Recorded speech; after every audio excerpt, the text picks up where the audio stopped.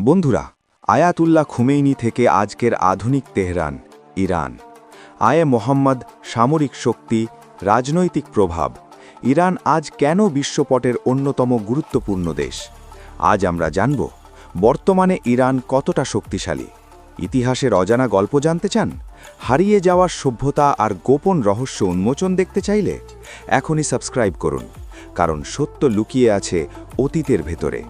Iran স্থিতিশীল নয়, এটা শক্তিশালী। মধ্যপ্রাচ্যে ইরানের ভূরাজনৈতিক প্রভাব লক্ষণীয়। সিরিয়া, ইয়েমেন ও ইরাক।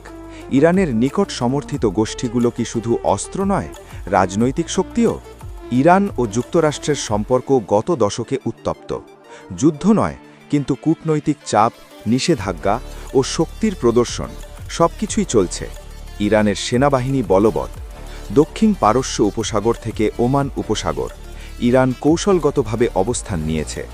ব্যালিস্টিক ক্ষেপণাস্ত্র, উন্নত ড্রোন প্রযুক্তি ও প্রশিক্ষিত সেনাবাহিনী, এগুলো ইরানের সামরিক শক্তির মূল স্তম্ভ। অভিযোগ আছে ইরান নাকি পারমাণবিক ক্ষমতা অর্জনের পথে, যদিও তারা বারবার বলে এসেছে এটা সৌন্দর্য শাস্ত্র, যুদ্ধের উদ্দেশ্য নয়। শক্তি শুধু অস্ত্র বা প্রভাব নয়, অর্থনীতিও শক্তির অংশ। তেলের বিপুল রিজার্ভ থাকা সত্ত্বেও ইরান নিষেধাজ্ঞার চাপের মুখে। ট্যাক্স, ব্যাংকিং ও আন্তর্জাতিক বিনিয়োগে চ্যালেঞ্জের সম্মুখীন। তবুও ইরান নিজস্ব প্রযুক্তি, কৃষি উৎপাদন ও রপ্তানির মাধ্যমে অর্থনীতি টিকিয়ে রাখতে চেষ্টা করছে। ইরানের জনসংখ্যা তরুণ। তথ্য প্রযুক্তি, বিজ্ঞান, স্টার্টআপ এসব জায়গায় দেশ এগোচ্ছে। যদিও নিয়ন্ত্রণ ও বিধিনিষেধ আছে, তবুও তরুণ শক্তি দেশকে নতুন করে গড়ার সম্ভাবনা দেখাচ্ছে।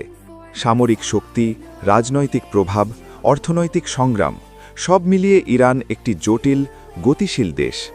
শক্তিশালী, হ্যাঁ, কিন্তু বিভিন্ন চ্যালেঞ্জের মুখে। ভবিষ্যতে ইরানের অবস্থান কি হবে, সময়ই বলবে। ভিডিওটি যদি ভালো লাগে, লাইক দিন, সাবস্ক্রাইব করুন আর কমেন্টে বলুন আপনি কি মনে করেন ইরান ভবিষ্যতে কতটা শক্তিশালী হবে।